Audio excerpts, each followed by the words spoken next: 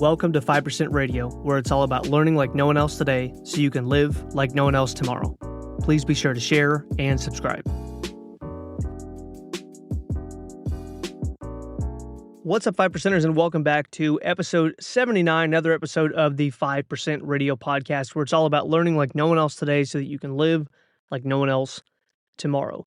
Today, I want to talk to you about something that completely changes how you think about goals, execution, momentum, and just overall, I would say productivity and efficiency. It's not motivation. It's not vision boards. It's not grinding harder. It's not me telling you to just get better at what you do. I'm talking about execution. I'm talking about being able to actually organize and then delegate things to yourself and then get them done. I want to start off with a quote, and that is this: most people overestimate what they can do in a year and underestimate what they can do in a decade. And if I had to change that quote, I would say that most people overestimate what they can do in a month and overestimate what they can do in a year, or overestimate what they can do in a year and underestimate what they can do in 3 years, 5 years. They might overestimate what they can do in a decade and underestimate what they can do in a lifetime. So what I'm going to be talking about today in this episode is it's going to be all about principles from the 12-week year by Brian P. Morgan and Michael Lennington. I believe I said his last name right, but how you can apply those immediately to produce more results in the next 12 months than most people do in the next year. And I know that sounds like, oh man, that's a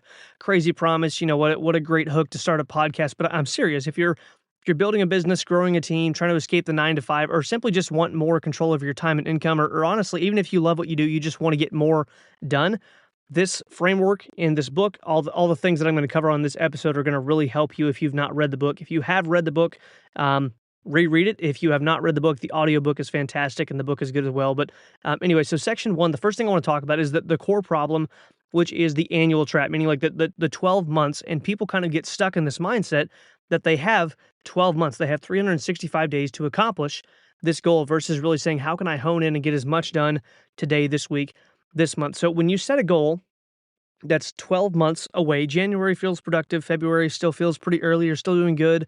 You know, March, hey, I've got plenty of time. April to August is kind of a drift. And then September, somewhere around the fall, if you're in a 4-season state, becomes like a mild panic. And then October to December is just an absolute scramble. I've got to get this done. What can I do? And now you're trying to make up for consistency that was never there, that should have been there. You're trying to make up for work that you yourself decided not to do earlier on in the year that you should have done. And you cannot outrun the compound effect of a snowball rolling downhill.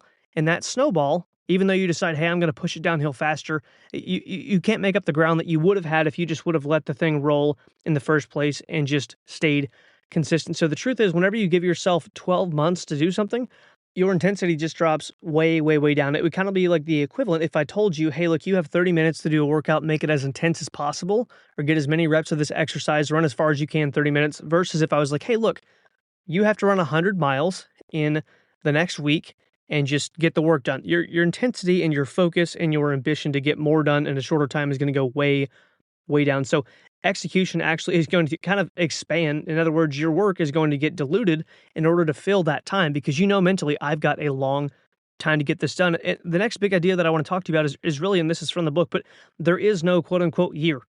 Okay. First of all, time is artificially imposed. You have no clue how much time you have left. You have no idea what's going to happen later on in the year. You don't even know what's going to happen tomorrow, let alone the next 5 minutes of you driving down the road listening to this, or whatever you're doing right now in the house, or if you're at the gym walking on the trail. You have no clue what's going to happen next. So to say that you have 12 years to get this done, honestly, is kind of arrogant thinking that I'm definitely going to have that time. Yes, you should plan, but get as much done as soon as possible, and don't waste your time.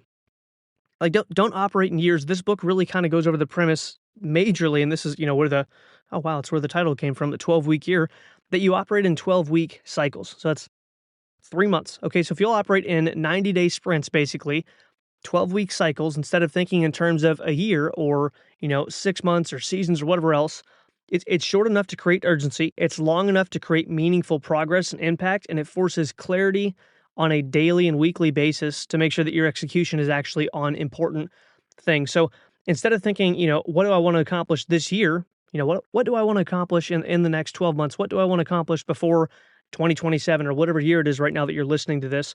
Ask yourself, what do I need to get done in the next 12 weeks? Like in the next 90 days, what do I need to accomplish? What work needs done? How do I need to break that down? And the next thing I want to talk about is that vision comes first.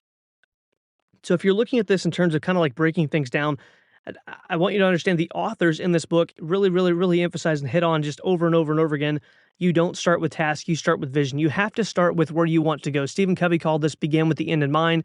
He had, something called the tombstone test in his book, The 7 Habits of Highly Effective People, meaning that you have to think about at the end of my life, where do I want to end up? And if I want to end up at that place, I have to kind of reverse engineer that. So just like if you were going on a vacation and you wanted to end up in California, you would understand, okay, I had the end destination first. I don't just get on the road and say, hey, do you want to turn left or right here, honey? Like you have somewhere that you want to go, and you have to ask yourself, okay, so I'm going to create a clear vision for the next 1, 2, or what they recommend in the book, 3 years. Okay. So over 1,000 days, I'm going to have a vision for that long. And then what does my life look like in 3 years? Where does my income sit? How high is it? Is it passive? Is it semi-passive? Is it still active? Am I in the same business model? What does my calendar look like? What does my health look like? All these different things. What does my team look like? What does my home look like? Define every area clearly, and then write that out in detail. So my wife and I actually have, it's basically a vision book that we go through. I've tried vision boards. I've tried lots of different things, and I ended up kind of landing on a book because honestly, a vision board just to me felt, I'm not gonna lie, it felt hokey. It really did. Like people walk in to your office like, what's that? Like, oh, that's our vision board. Those are our dreams. It's strange to the 95%. And a lot of our friends that we're friends with don't have vision boards at their house, in their office, or in their bedroom. So I get it. Like I would think it's weird too. No harm, no foul. But we've switched to a vision book, which I literally go through every single day, at least once in front of the kids to kind of, put myself on the line in front of my family as these are my commitments to you guys. And this is the work that I'm going to do to get there. And I do that every single day, regardless of whether or not things are going well, if they're going poorly, if we're on track, if we're not on track. I go through that every single day. And then that kind of helps drive my execution, my to-do list, the things that I actually have to get accomplished, and prioritizing the activities that I need to do. Can I chase this rabbit, or is it going to take me further away from the things that I just told my family 20 minutes ago at breakfast that we're going to accomplish as a team? And if it's not going to take me closer, then it needs to come out of my priorities, off my to-do list, and I need to either delegate it or just overall get rid of it. And there's actually a time matrix or matrices that you can look at in Stephen Covey's book. I believe it's in his chapter on like organized planning or scheduling, and he talks about, if it's important and urgent versus urgent and not important, not urgent, and then not urgent, not important. And he goes over, do it now, schedule it, delegate it, and then avoid at all costs. And that's something else that you can look into for time management. But I want you to understand, if you can break whatever you have to do into a 12-week goal, so your vision for 3 years now, break that into a 12-week goal. What must happen in the next 12 weeks? That is a clear bar that says, okay, if this happens, there's a book by, I believe, Jeff Keller. He's the guy behind Keller Williams, real estate brokerage and all that stuff. But he has a book called The One Thing. And he talks about in that book, what is the one thing? And he kind of gives the idea of a large domino. If I could push this over, everything else is going to take care of itself. So what is the one thing? What is the one clear indicator of if this were to happen in the next 12 weeks, I would be moving forward, not just in like an ephemeral, yeah, I think we're closer. Like you're clearly, measurably moving forward in this area for your 3-year vision, not for your 10-year vision, just for the next 3 years, for the next 36 months. Did this 12-week period, did this move me forward in that area? Okay. It's not 10 goals. It's not 7 goals. It's not my list of 100 things. It's this 12 weeks in this vision for these areas. Did I move forward? If not, you have to go back to the drawing board and do another, what I call a PDCA. I stole that from a guy named Orem, but plan, do, check, and adjust. You have to go back and say, what do I need to fix? So 1 to 3 meaningful goals max. Like I've heard a lot of people talk about this, but I've heard some people say if you have more than one primary goal, then you have too many. I personally pick, 2 or 3 different areas and have goals in all those. I have goals in the gym. I have goals for our income. And then I have goals for kind of like what I want our business to look like as far as structure and passivity and what kind of time I have and what my schedule's like. And then I don't really have many goals beyond that. When I say the gym and fitness, I have goals of, like what I want to weigh and what I want to lift and how I want to look. And then outside of that, I just kind of have like lifestyle, health, and then business. And I try to keep those areas maintained, and anything that feeds into those areas to improve them can be like a kind of a daily task or a weekly to do, or just kind of a routine in the morning or an in cap, something like that.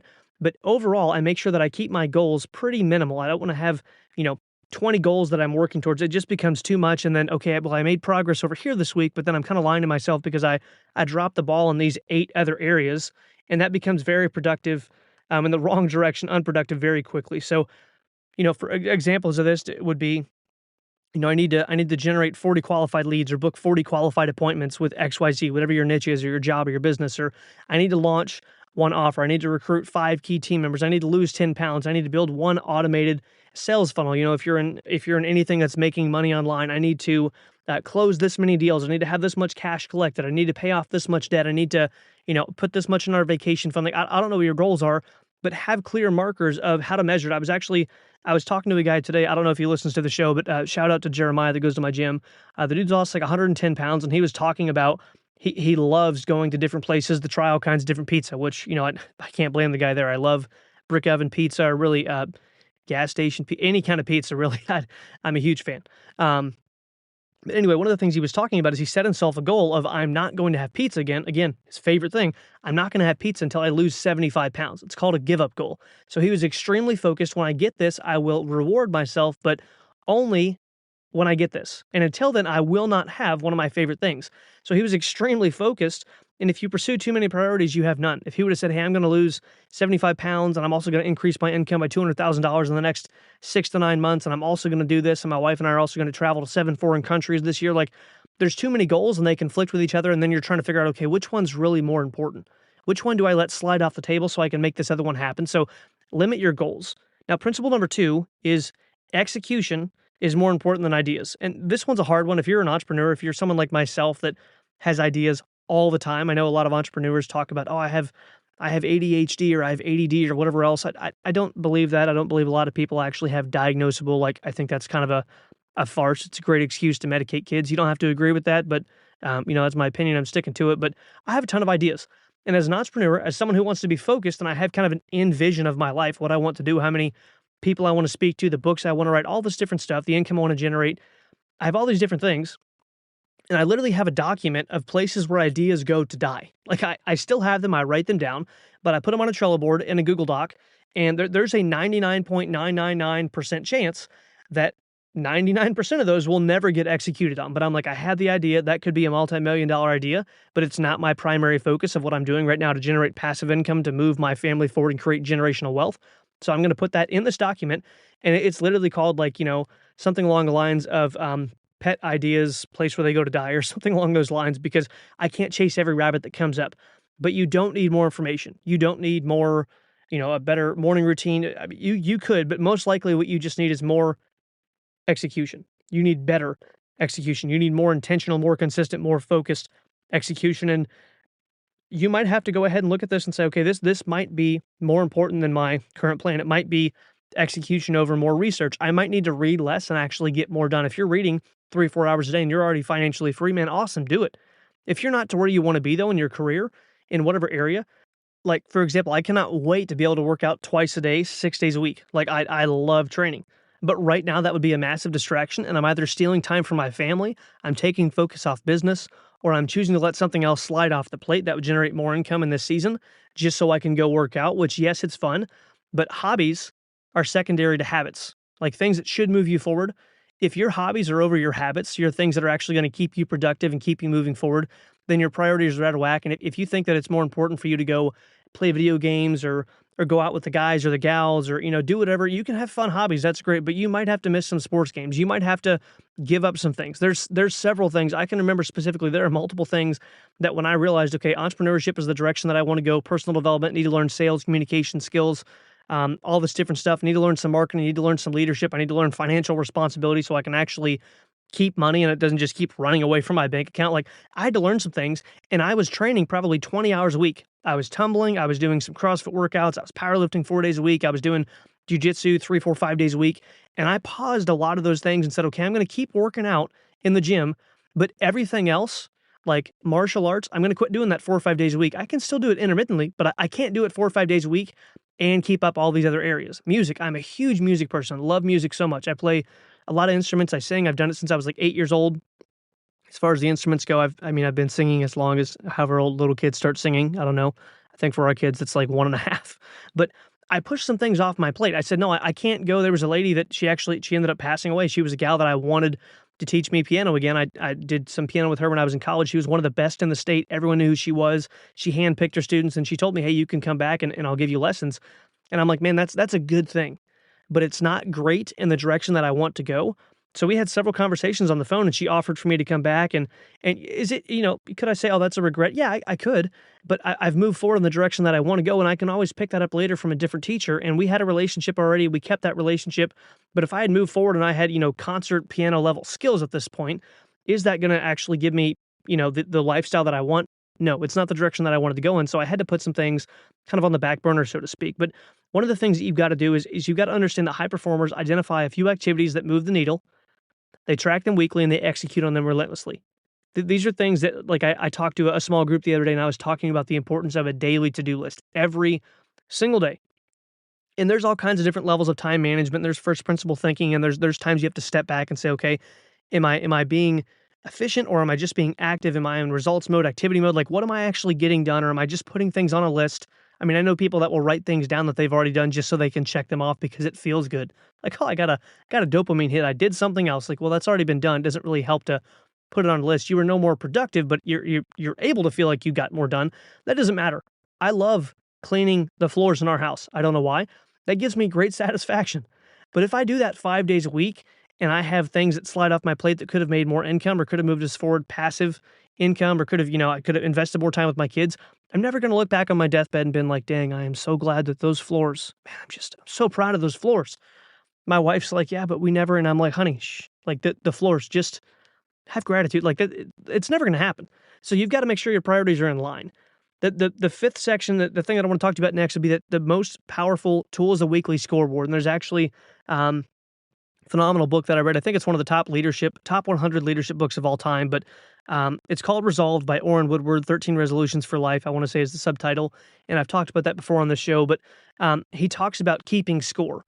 All great sports teams, all great business people, all great anything, fill in the blank, they keep score. They have a way to track what they're actually doing and if they're making progress. And this is a game changer if you've not been utilizing this in the past. And I actually went so far as to make myself like an in-cap day planner that gives me a score that I'm going to start implementing. I went in Canva and made this, and that might be a tool that you guys can download at some point in the future. I'm not going to, charge you for it, but I wanted to be able to actually have a scoreboard on how did I do in these areas? How did I do with my family time? How did I do in my finances? How did I do in, insert area, 1 out of 10, 1 being awful, you dropped the ball, 10 being great. And then I have a little thing under it, like, how can I improve this tomorrow?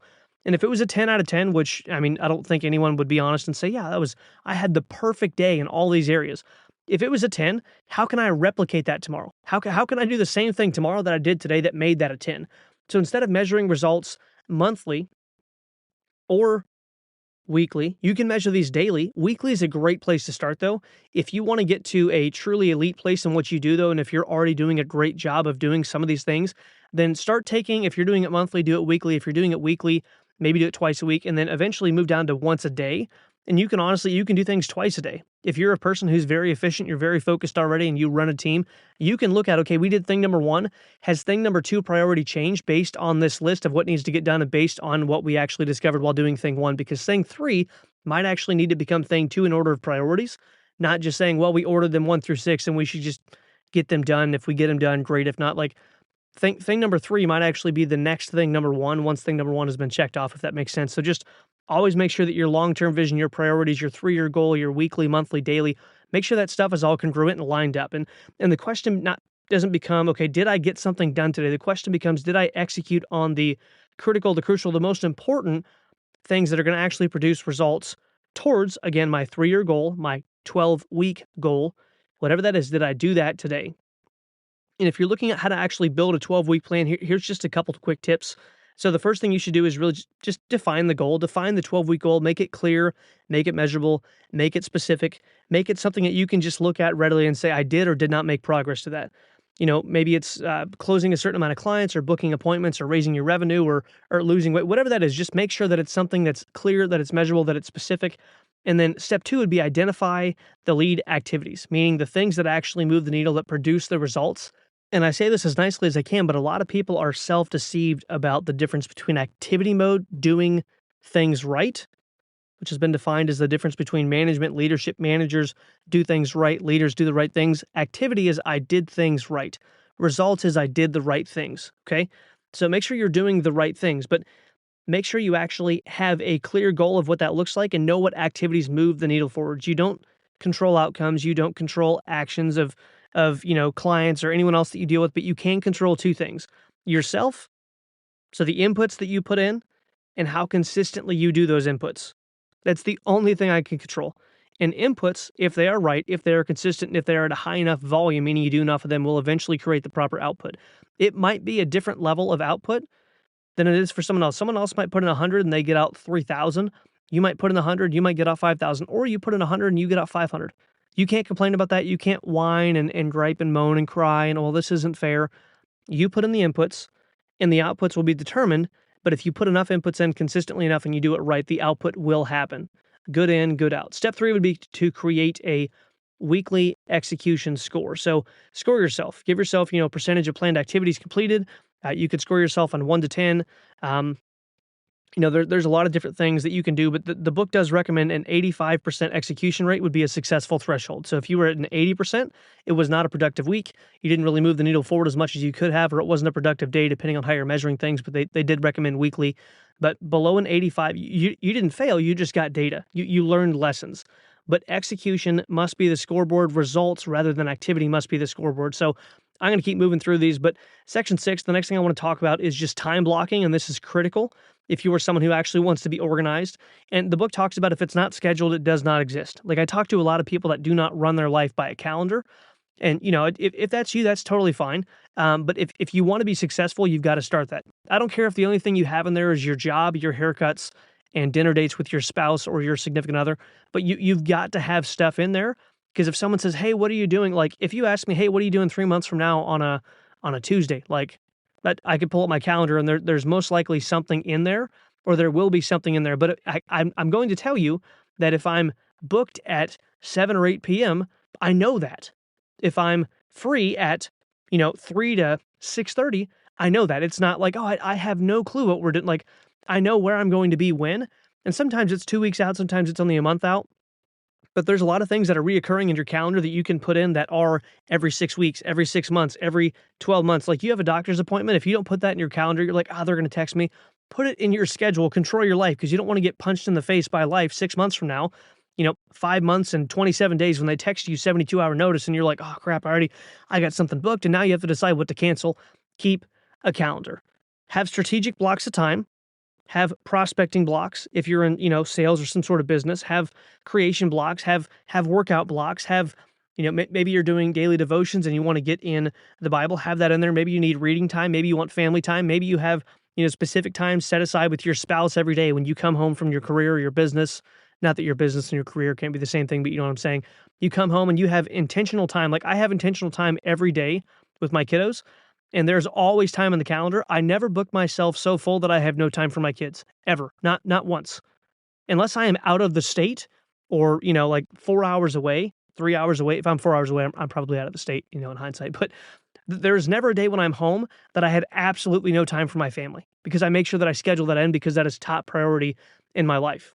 So the next thing, as we're moving forward towards the end, is accountability is non-negotiable. And the book is very direct here. You need accountability. It's not hype. It's not motivation. It's not someone to rah-rah you. You need accountability. You have a couple options here. You can have an accountability partner. You can have a group that you report to.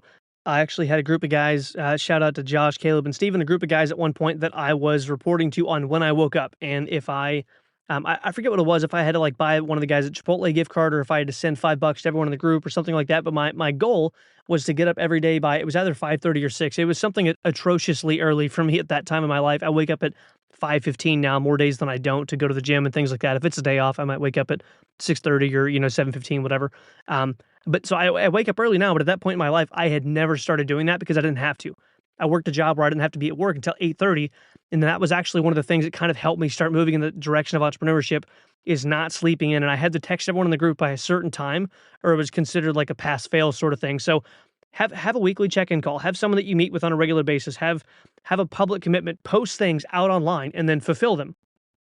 Talk about things in your social media stuff and then follow through on those, because now you've just put your butt on the line in front of however many followers you have, whether it's 20 or 200,000, it doesn't matter, but you told people something in public and then you followed up with it privately, and then you posted again publicly that, hey, I did what I said. Maybe it's team reporting. Maybe, I don't know what that looks like, but have something that keeps you accountable, not just to yourself, but to others. And why this is important is because humans will actually execute. They'll get more done. They'll do more things sometimes for other people than they will for themselves.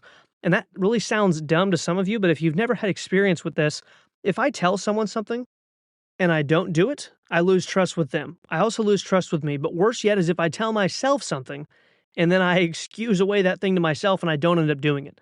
Like little things like sleeping in, an extreme example to some people, but if you tell yourself that you were going to wake up at 7 and you sleep in until 8 or 8:30, you just lie to yourself and subconsciously you're training your brain to say, insert your name here. Go ahead and say your name. I'll wait. Okay. Your name does not do what they say. Jesse does not do what he says. So when I'm like, "Hey, I'm going to make this much money. I'm going to close this many sales. I'm going to do this. I'm going to do that. I'll do this with my kids." Your brain's like, "Yeah, you said you were going to wake up today at 7 and it's 8:31 and you're still rolling around in the mattress." And Stephen Covey calls this mind over mattress. He said many times success is more mind over mattress than anything else. And if you really want to start to keep your word to yourself, that is a much higher level than keeping it to others. So that would be called private character versus public character. Doing what you say for yourself to no one but yourself is where you begin to build the foundation of belief, confidence, and just the fact that I'm accountable with me. I don't need someone to wake me up.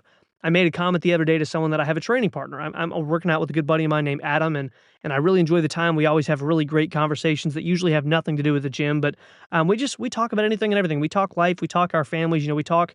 He's got kids. He's further down the road in parenting than I am, and we talk parenting. And like I love his perspectives, and we always bounce business ideas off each other. And he's someone that I work with pretty closely on a project outside of what him and I both do primarily for income. But one of the things that we were talking about is just, the fact that I work out with someone, and I was talking to my chiropractor, and she made a comment like, "Oh, that's great," because sometimes it's hard to get in there and it's hard to wake up, and like I didn't say anything, because it would seem rude, and I love the chiropractor we go to, all the staff there, but like I want to keep my word to me. I don't need someone to text me and to wake me up and say, "Hey, are you coming?" Like I've had guys that I train with, and they need a phone call to wake them up. And some of those guys, they sleep through alarms. Like, yeah, I don't even know what to do about that. Like when you sleep through an alarm 5, 6, 7 times, like in a row, I can't problem solve that. Like obviously you're a deep sleeper and I envy that ability. That's a blessing. But for someone, your alarm goes off, you heard it, and then you fell back asleep and you did that over and over and over again. Like that's a character issue with you. Like I don't want to have to call a business partner and say, "Hey, are you going to be at the meeting that you said you were going to be at?" If I told my wife we have a dinner date Thursday night at 7 and I have a meeting that I'm coming from and, "Hey, I'll meet you there," and I didn't show up, that'd be worst of all worlds. Now my wife is wondering next time I say something, is he actually going to keep his commitment? Will he be where he said he was going to be? Or is he lying in this area too? Like that's dangerous ground. So be careful with keeping your word to others, but more importantly, keeping your word to yourself, because that will bleed into other areas positively if you'll start with you. But the next thing I want to go into is emotional management. This is huge. If you can't keep yourself focused, if every little thing throws you off, if something small throws you off your game and you're in, what one of my mentors calls drama mode, there's dream mode, meaning I'm focused and I'm going in the right direction. I'm taking personal responsibility. I'm making a plan. I'm doing the plan. I'm checking the plan. I'm adjusting the plan. Then there's drama mode where I'm blaming. I'm, giving disempowering beliefs. I'm pointing the finger at others and I'm not taking accountability myself. Like if you're in drama mode and emotional management is a thing you need to work on, man, you got to work on that, because you will never get anywhere in life. Because guess what? Execution, the process of building a business. I heard a guy say that if you're not going through the emotions, then you're not going through the motions. Like if you're in entrepreneurship and you're building any sort of a business, I don't care what it is, and you're not frustrated at times, you're not excited at times, you're not down at times, you're not discouraged at times. And guess what? I listen to a lot of great content. I read a lot. I have multiple mentors in my life in different areas. I've got some wonderful people that help keep me up. I have scripture that I read. I have sermons that I listen to. I have, regular routines and cadences of church, and I meet with different people. And like, I have a wonderful life. I have a great environment in my home, but everyone gets discouraged unless you're not trying to move forward. And then maybe you're just mellow all the time. If you're not discouraged ever, if you're not high highs and low lows ever, and I mean ever, meaning like, not talking like, it happened every week, but like if it doesn't happen once every 6 months or so, like you might not be trying hard enough in the things that you want to do. Okay. There are going to be bad days. You have to have good days to have bad days and vice versa. So things are going to go right sometimes. Great. Celebrate, have gratitude, appreciate it. Things are going to go wrong sometimes. And you're going to be going through the emotions if you're going through the motions. Because guess what? Execution, doing results-oriented activities, meaning doing the same thing over and over and over again, measuring it, having a scoreboard, being focused, 3-year goal, 12-week plan, like accountability, keeping score, all that tracking stuff, that gets boring. It really does. it gets boring. There's resistance, there's fear. There's going to be this little, squirrel in your brain that says we should go do something else because you don't feel like you're making progress because you're just showing up day after day after day after day. There's distraction, there's doubt, there's fear, there's other people giving their opinions that they have no business giving because they know nothing about what you do, but they think that, well, if I work a 9 to 5 job and I've never done your field, but maybe you should change this and change. There's going to be all kinds of people that give you free advice that you don't need and will never ask for. There will be distractions. There will be business ideas. Man, you're sharp and you're this and you're that. There's going to be people in your inbox, people in your email, people in your texting, people calling you. You should switch from this company to that. And there's going to be offers on the table of things all the time that you need to say no to. You have to have emotional management. You have to have discipline, emotional intelligence, and what Paul Stoltz in his book referred to as adversity quotient. You've got to be able to take the punches and keep moving forward. The whole Rocky quote, life isn't about how hard you can hit. It's about how hard you can get hit and get back up. That's how winning is done. You've got to be able to focus. And as my grandfather used to say, Larry, roll with the punches. You just got to be able to keep going. High performers don't wait until they feel ready. They do the things anyway. And it doesn't matter if they feel like it or not. It doesn't matter if they feel like getting up, going to the meeting, doing the sale, reading, training the skills, role play. It doesn't matter if they feel like doing it at all. They do it. It does not matter. And this is where discipline really sets winners from dabblers. There's a lot of people that want to dabble in life. But let's talk about how to implement all this, kind of put a ball in this and wrap things up. So here's exactly what you need to do after this episode. Number 1 is design your first 12-week year plan. Get that puppy laid out, okay? Get that clear and written out. One primary goal for the next 12 weeks, 3 to 5 lead actions, and then, a weekly execution score. The target obviously is 85%, meaning if it's not an 8.5 out of 10, you can gauge that. Be honest with yourself. There is no use, by the way, in scoring yourself if you're going to lie, okay? Like the teacher who gives a student a passing grade that really failed the class is not helping, they're enabling. So if you're going to be a bad coach to yourself and say, at least I did my best, did you get the result? If not, learn the lesson, get the data. What can I do better? Don't beat yourself up. You don't suck at it. You're not terrible. It's not, well, maybe this isn't for me. It's not any of those things. Have an empowering belief that says, hey, look, I can change this, a growth mindset. If I don't know it right now, I can learn it. It's just skill-based. I can figure it out. Now, if you're trying to make it the NBA and you're, 5'1", I get it. That might not be a quote-unquote skills-based thing. You might need to find something else. But just be honest with yourself in scoring and don't beat yourself up. Step 2 is going to be build a weekly scoreboard. Activity number 1. Is it a yes? Is it a no? Is it, did I do this? Did I not do this? Is it maybe a non-binary thing? Maybe how much of this did you execute? Was it, I got to a 6 out of 10. Activity 2, activity 3, activity 4, activity 5, total percentage executed. Just grade those.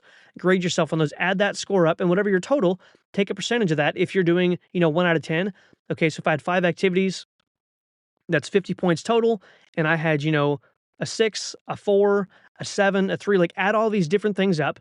And then track this once a week. You can track this on a Friday. You can track it on a Monday. If you have a 4-day work week, track it on Thursday. Whatever the end of your work week is, track it and then make a plan to improve it going into the next week. Don't, track it, set everything down, and then just wait a day. Think on it, mull it over, come back another day, and then make your execution. Okay, how am I going to improve on this week? Step 3 is schedule it. Open your calendar. Block out the time for whatever you need to do to actually move yourself forward, and then protect those time blocks like they are official appointments. If someone says, hey, what are you doing XYZ, and I'm supposed to be working then or having a meeting, I'm not going to let them make me feel bad because I didn't acquiesce to their, can you cancel X? No, I had a priority in my calendar. Unless something comes up that is emergency, that's both urgent and important, like a family issue, unless something comes up along those lines, I'm not moving it from my calendar because you want to go have a movie night or grab dinner. I'm not going to move a social engagement in place of a business appointment that I had scheduled 6 weeks ago just because you want to come over and do dinner. We can schedule that another time. I love you. I care about you, but I have a calendar and I have to protect that if I want to move forward. Otherwise, I'm just doing whatever comes my way, wherever, whenever, for whatever reason. And if you start kind of fudging on the reasons to yourself, if you start kind of moving, I'm just going to move the bar here and I'm just going to kind of move the finish line. That's good enough. When you start doing that, it's really easy. That's a slippery slope. That's like saying, I'm just going to leave my car in neutral because, their driveway is not that much of a grade. It's a little bit of a slant.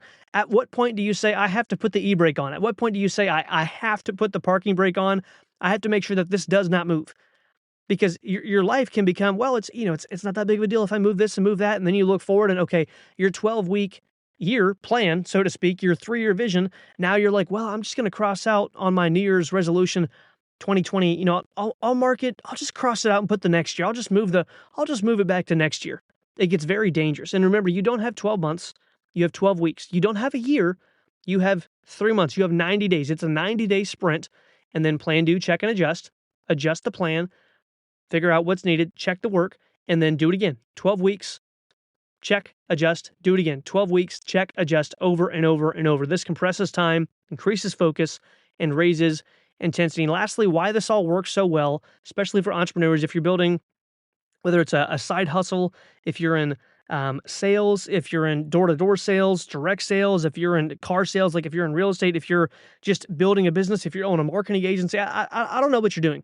Whatever you're doing, if you're building, an online brand with content, you need clarity, you need execution, you need a scoreboard, you need results thinking, you need accountability, you need all these things, and the 12-week year forces you to operate like a professional instead of just someone who's dabbling as a hobby. So, kind of to wrap things up in closing, some questions to ask yourself. I want you to reflect on this. If you only had 12 weeks to change your income, what would you do differently? If you only had the next 12 weeks, not how much can I do in the next 12 weeks, if you only had the next 12 weeks and after that it was set in stone, what would you do differently? Another question, what are you tolerating right now because you think you have quote unquote all year? I've heard the saying, and I believe I've said it here on the show before, whatever's permitted will increase. If I allow certain behavior in my kids, if I just allow it, it gets worse every time. It's entropy is the technical term, but it's never going to get better on its own. Okay. Ever. So if I just allow something and then I'm like, it's going to be fine. Like it's going to get worse. Okay. Like I'm weighing and measuring foods right now. Great example. If I just eyeball it, it is a drastic difference on what the scale does. It's a drastic difference on what I look like in the mirror week to week, month to month versus if I measure the foods. So what are you tolerating right now that you're just quote unquote eyeballing because you have in your mind all year? Next question, what 3 actions done consistently would dramatically change my results? What 3 actions done consistently would dramatically change my results? Next question would be, are you tracking effort or just hoping for outcomes? And this is the difference between being satisfied with activity and being focused on and dissatisfied with anything but results. I focus on inputs, but only to get outputs. If I only focus on inputs and I don't care about the outputs, something's wrong. There's a disconnect. Last question, what would happen if you executed at 85% efficiency for the next 12 weeks? Guys, I want you to understand that most people don't need more time. They need more urgency. They need more focus. They need more execution. They have a 12-week year over and over and over, and that's enough time to change your income, change your physique, change your health, change your momentum, change your trajectory in your entire life. And I hope this has been helpful. So again, guys, as always, before you go, if this has been helpful, share the information. If you've not left a review on the show, I'm not going to tell you to leave a good review. Just leave a review. I want to know your thoughts. I want some feedback. And if you want to go to, you can go to a couple different places, but any of the social medias that we have and also one of the podcasts, there's some links. But if you type in 5, like the numeric 5, so 5 and then spelled out percentmedia.com, you don't have to put anything in front of that. That's going to take you to our homepage. You can actually help shape the future content of the show. You can submit weekly wins, and then you can also actually ask questions. So I would love to hear from you. I would love to answer questions on the show, give weekly wins, shout outs to people that are making progress, people that are doing awesome things with their life. And then also, maybe shaping future content of the show. What's something that you would like to hear me talk about on the show? And if you have not given us a follow on TikTok, Instagram, Facebook, Snapchat, YouTube, Twitter, so many platforms I almost lose track, then give us a follow, and I would love to interact with you personally. So until next time, have a great day, have a great week, have a great month. Talk soon.